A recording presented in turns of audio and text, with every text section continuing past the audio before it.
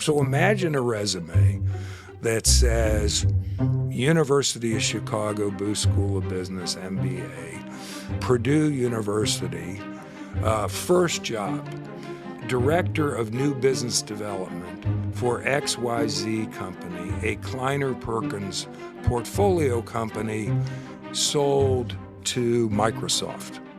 Once that's on your resume, then you are a sector-specific expert who's worked in a cash-constrained environment and who's made money for institutional investors. Getting into the venture capital industry is hard. So how can you plan to break in if you don't have the relevant experience? Welcome to the Chicago Booth Review podcast, where we bring you groundbreaking insights in a clear and straightforward way. I'm Hal Weitzman. Today, Chicago Booth's Scott Meadow shares his advice for becoming a venture capitalist.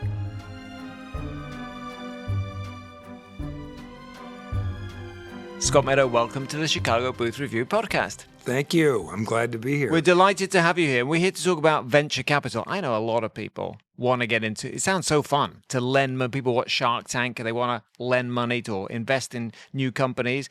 Why? Let's start with this. Why is it so difficult to land your first job in venture capital? And why do you suggest that people reframe it from kind of getting the VC job to earning the right to be hired? What does that mean? Well, I think because the venture capital jobs, particularly in the United States, have become more and more, venture capital firms have become more and more fragmented. The limited partner community no longer needs venture capitalists to provide diversity. They can do that themselves. So as a result, instead of having a healthcare fund, broadly speaking, you might have a fund whose sole purpose is focusing on orthopedic surgery as a result. So therefore, if you're going to get a job in the industry, you have to have sector-specific expertise. So you have to be the orthopedic expert or whatever? Yes, and you have to get that generally from corporations that provide that kind of training post-MBA as opposed to going into elite service firm jobs like consulting or investment banking. Okay, so the first piece of advice is don't go straight into venture capital. Don't think about venture capital. Think about something else and how you can be an expert. Unless you happen to be somebody that has an MD, PhD. Right. But that's an expertise, right? That's an expertise. If you're indeed. a medical doctor, you happen to be an orthopedic surgeon. Right. And you want to make a switch, then I would imagine that would be a good thing to bring into the venture capital. Okay, so you recommend that the first thing you should do once you have that frame about getting the right to be hired or bringing in the expertise is working at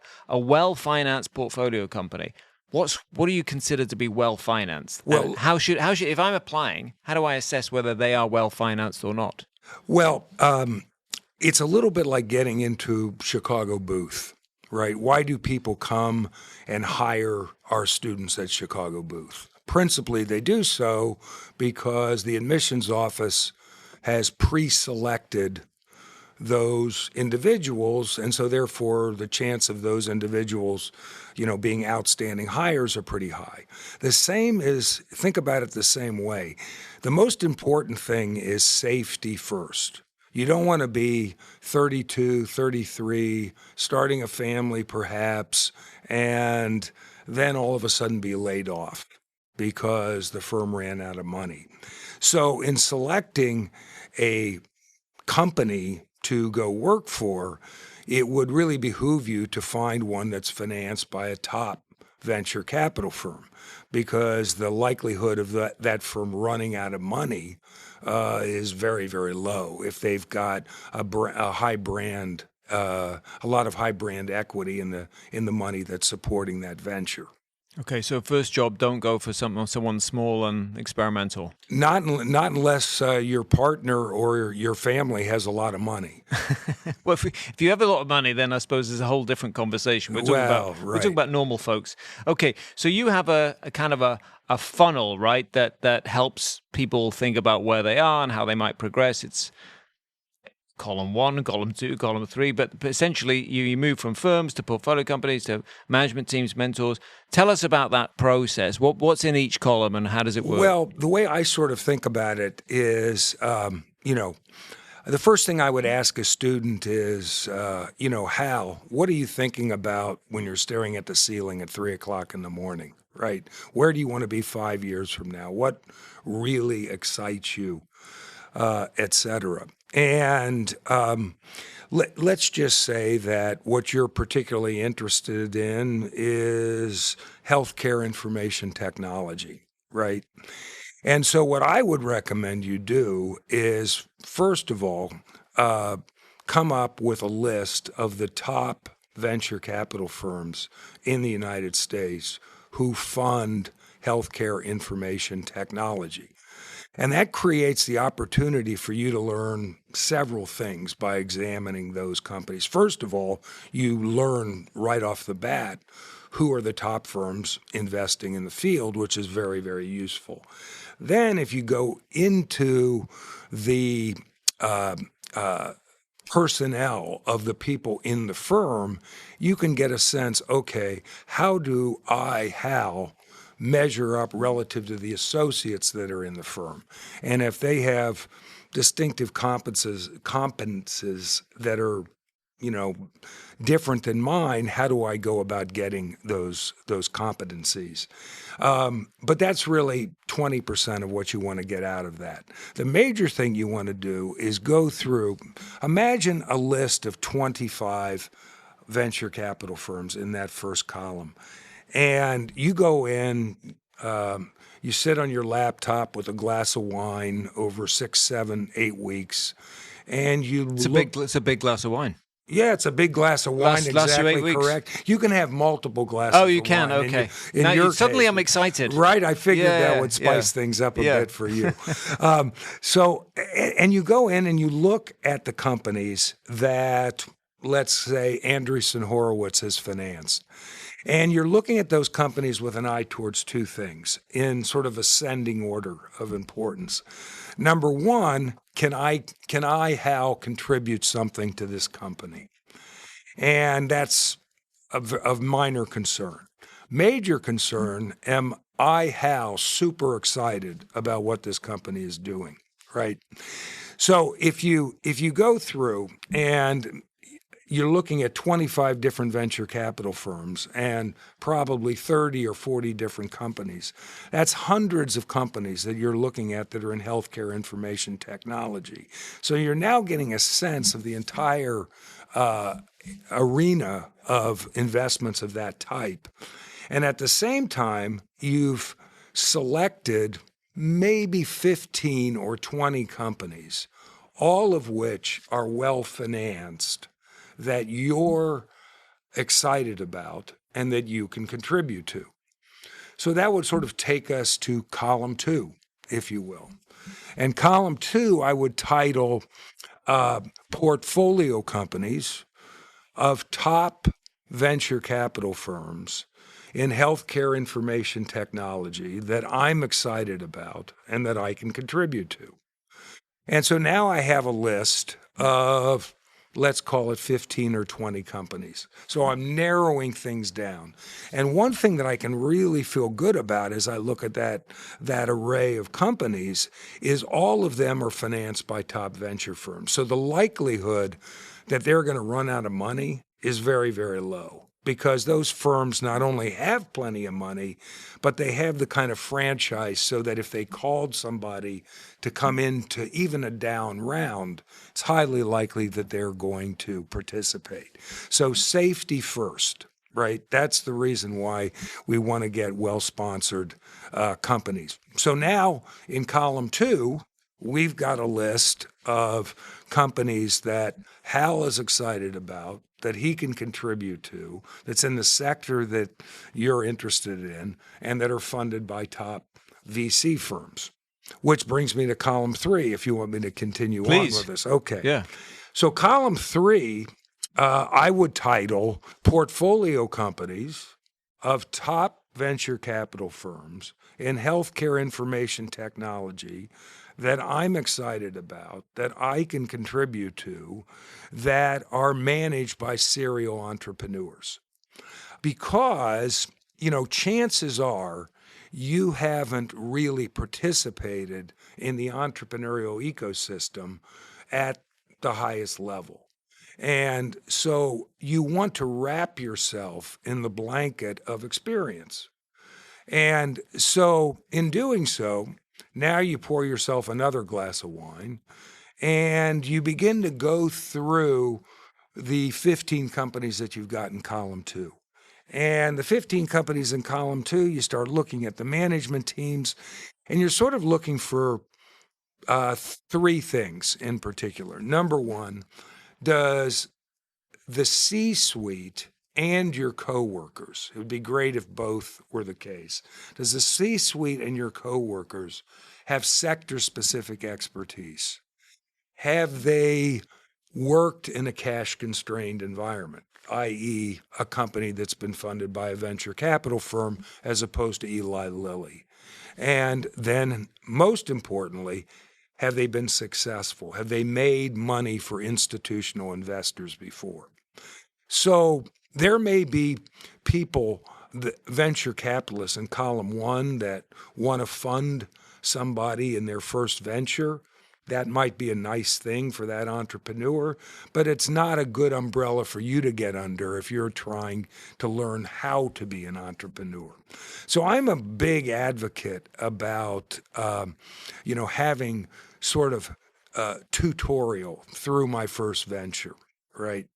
So you go back, you're looking at the 15 different companies, and you're hopefully narrowing those companies down to a more manageable group of, let's call it 3 to 5 companies. And those 3 to 5 companies would be companies that you're excited about, that you can contribute to, that are funded by top people and managed by serial entrepreneurs. And so the likelihood of you being somebody that might be interesting to them is going to be naturally much higher because you've gone through, a deliberate process of ferreting out the companies that sort of best correspond with not only your resume, but your emotional state as well. And so at the end, you're left with some portfolio companies owned by venture capital or invested in by venture capital that you would then reach out to, apply to? How does it work? Right. Well, reaching out is important, but how you reach out is even more important, right? So you're not, imagine the number of emails these people get, right? From, please hire me, here's my resume. It's an automatic rejection, right? You call them, please hire me. No, that's an automatic rejection. You send them snail mail. That's an automatic rejection. So it's got to be a quid pro quo situation. And you think you have nothing to offer, but, you come from one of the most significant research institutions. This is what you tell your students on at least. planet Earth. This is my last lecture. Right. And, you come from one of the most prestigious research institutions on planet Earth, and most people want to talk to you given that that's where you come from. So you might call up the CEO, and I would recommend starting at the top. And you might say, listen, I'm a student. I'm studying with Professor Scott Meadow. We've been looking at the application of AI when it comes to healthcare information technology as it has to do with bone density diagnosis. And I've put together a white paper. I'm going to be out on the West Coast over the next 6 weeks. I wonder if you might have a half an hour to spend with me. And you might continue by saying, you know what, I've got some interesting things about your company that have come up that I think you might find valuable. Okay, so you come in with something to something to give. Right, and chances are, you have a relationship with somebody at Booth, and if you say many times I've had conversations with students. I'm thinking about applying to this job, and I would look at their 7 or 8 pages of notes that Right. they put together. So it's not like, we're making this up. And, you come up with 1 or 2 intelligent things to say, and chances are they're going to say yes. But the reason that you said that you're going to be out on the West Coast over the next 6 weeks Was to see them. is because there's a 100% probability that 2 days before your scheduled meeting, they're going to call up and cancel, right? And so that's okay because you haven't really left Chicago. So you say, fine, when would it be convenient for Mr. Jones or Miss Jones to see me? They give another date. And, the chances of them canceling that are much, much lower. But just as a follow-up on that, do you think that younger people have an advantage there? Because as you say, everything is changing. A lot of it's connected to AI and tech. If I say, look, I'm an expert in not only in whatever it was, bone density, but also in AI and application, do I have an advantage over this, maybe older, less tech-savvy CEO? I don't really think so, because I think that the experts in AI are going to be the experts in AI, and you're much better. When you think about major paradigm shifts in technology over time, the internet, AI, right? These massive paradigm shifts. The expertise there is pretty significant and probably well beyond the capability of most of our students. So you're better to come in with an application-focused sort of resume as opposed to, trying to book yourself as an AI expert. Sure, I'm sure we have students at Booth that might fit that role, but probably less likely. If you're enjoying this podcast, there's another University of Chicago Podcast Network show that you should check out. It's called 9 Questions. Join Professor Eric Oliver as he poses the 9 most essential questions for knowing yourself to some of humanity's wisest and most interesting people. 9 Questions with Eric Oliver, part of the University of Chicago Podcast Network. Scott Meadow, in the first half, we talked about your process for getting yourself into the world of venture capital. One really important part before you think about anything else is, what expertise do you have? Now, you coach MBA students, and what advice do you give them about developing, many of them are generalists, really, aren't they? Developing sector-specific expertise after they finished an MBA? Well, I think you've got to think about your MBA differently. You've got to think about your MBA much like your pals from undergraduate thought about medical school, right? So I graduate from Purdue, and I get into University of Chicago Medical School, and I graduate as a general practitioner. But if I want to be a neurosurgeon, then I have to go off to Mass General and do a residency in neurosurgery.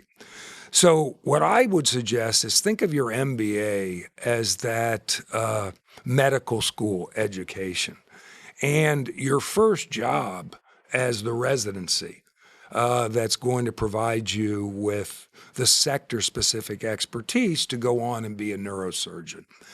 And the way I think is best to get that residency, unfortunately, runs in the face of some of the emotional energy that many of our students have about what constitutes a prestigious job post-graduation, right? So, You mean it doesn't sound as glamorous as what they had in mind? Right. What's effective and cool at the Thursday night drinking club may not be the best thing to help you get a job in the venture capital business. Like, for example, working for a high-end investment banking firm or consulting firm isn't likely to give you the sector-specific expertise, which is frankly fabulous news, because most of your classmates want to do that kind of thing.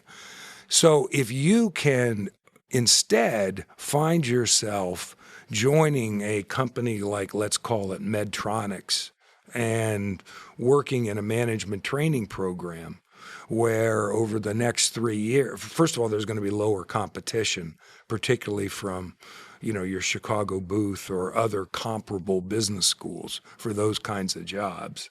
So your likelihood of getting that are much higher.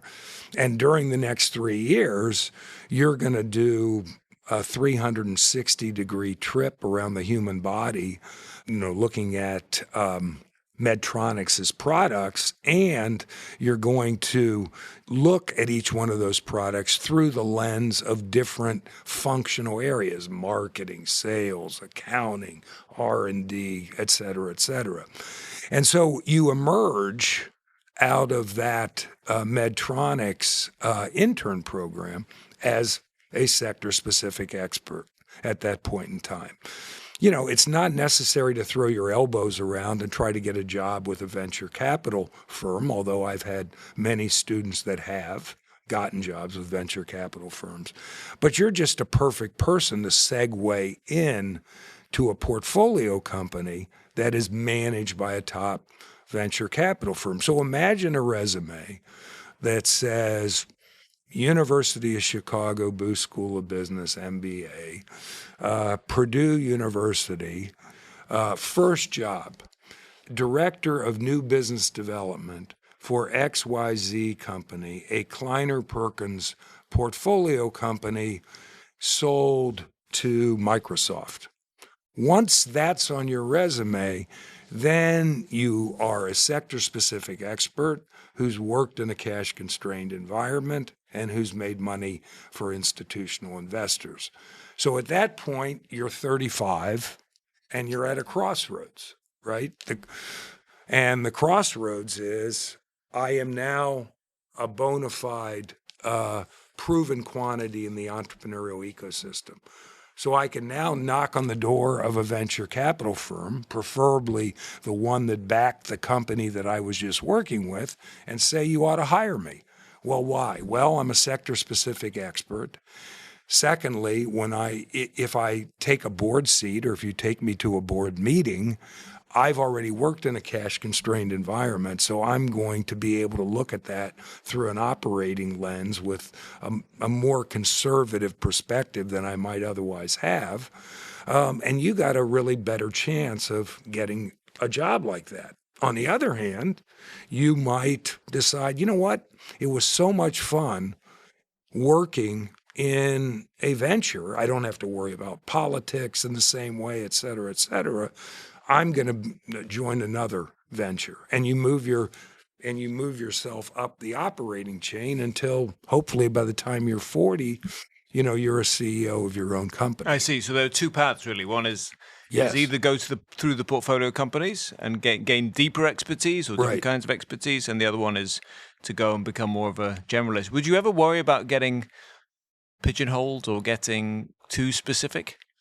I guess on some level that's a worry, although all I've seen is the limited partner community be more and more interested in focus, right? Particularly on the venture side of the house, which is what we're talking about, as opposed to the private equity side of the house.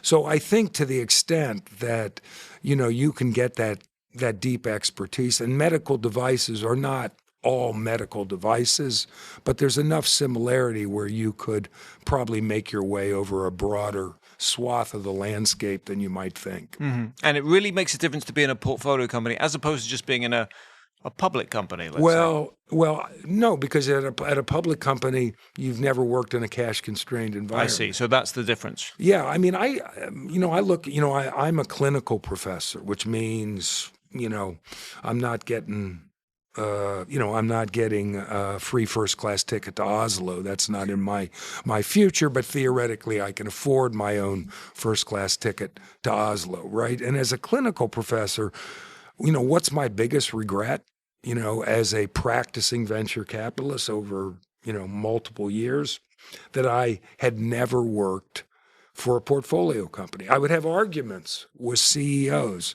and they would say, what the heck do you know, Scott? You've never run anything. And whether I was right or wrong, my credibility wasn't at the highest level. So what I always say is don't take a job with a venture capital firm unless you have work experience in a portfolio company, unless you get a job with a venture capital firm. And if you do, then you'll of course figure it out because you're smart. But it would be better if you had that preparation. Okay. Now, I know that we've talked exclusively about America, but I know you have some thoughts about, and obviously when you're teaching, many, perhaps most of your students are not from the United States. So how do you think different geography would change your strategy? Like, I know you have some thoughts about India or different kinds of markets. Well, if you think about economies that are at an earlier phase in the entrepreneurial evolution, your job's going to be very different in those economies, right? You take me in 1982, right? So I join. Why was I hired at the venture capital firm? Well, I had gone to some fancy schools. I had worked for BCG and Booz Allen, so I had high gloss service firm experience, which was important because they were interested in hiring somebody that could do analysis. Because on Monday, I'm looking at a biotech deal. On Tuesday, it's a retail deal. On Wednesday, it's telecom. On Thursday, it's real estate related. On Friday, it's, and at the same time, on the other dimension, I'm looking at a pre-proof of concept venture capital deal, a growth equity venture capital deal, and a leverage buyout all under the same umbrella. Why? Because there wasn't the density of venture capital firms or limited partners interested in that economy. So what I always say to my students is if you have the language skills and cultural affiliation where you're comfortable in that milieu, then every time you want to go back to India, to South Africa, to Russia, wherever it is, right? Because you're going to have an experience very similar to mine. You're going to see more projects because there are fewer people financing those. So and there's going to be less money. So if somebody needs $5 million, there may be 6 people in the syndicate. All of those people you're going to get to know. They're going to become part of your network. They're going to grow with you. And you're going to be one of the sort of mainstays, or have a chance to be one of the mainstays of the industry over time. So it's exciting to work in an entrepreneurial ecosystem like the United States, but you're a much less differentiated candidate in that environment than you might be taking your wares back to an entrepreneurial ecosystem that's at an earlier stage. Right. What about, so I know that we've talked a lot about MBAs, and those days were, it was great to be young, but some of us aren't so young anymore. What would you say to someone who is going through a stage in their career where they want to make a switch, but they have the deep expertise you're talking about, not necessarily in a portfolio company, but they have deep domain expertise, like you mentioned, an MD, and they want to move into venture capital? Well, I mean, I think if you have sector-specific expertise and functional expertise, you can be very valuable in the venture capital arena, right? Because the most important feature besides the technology is the ability to communicate what's different about that technology. And so most of the people that I work with at Chicago Booth, whether it's in the classroom MBAs, the weekend program, executive education, my older students, there's opportunities for them to move over if they understand the technology, because it's highly likely that they're going to be able to communicate that. Because what's your job as a new business development person? To sit down and say, okay, here's the legacy solution that you have, Hal. Okay, if you adopt our disruptive concept, it's going to improve things for you in this way. The economics of you buying this product is going to affect you in this way. And in terms of all the entrenched learning that your staff has in the legacy solution, here's how we're going to solve that particular problem for you. So there's many people that can do that regardless of where they sit age-wise at Chicago Booth. But if you have a little bit more experience, you're going to be more effective in that job. But where I feel like my older students have their best opportunity with the least disruption is actually in the private equity world more than the venture capital world. Well, Scott Meadow, it's been a great discussion. Thank you very much for coming on the Chicago Booth Review podcast to tell us how to get into venture capital. Thanks. Thank you. That's it for this episode of the Chicago Booth Review podcast, part of the University of Chicago Podcast Network. For more research, analysis, and insights, visit our website at chicagobooth.edu/review. When you're there, sign up for our weekly newsletter so you never miss the latest in business-focused academic research. This episode was produced by Josh Stunkel. If you enjoyed it, please subscribe and please do leave us a 5-star review. Until next time, I'm Hal Weitzman. Thanks for listening.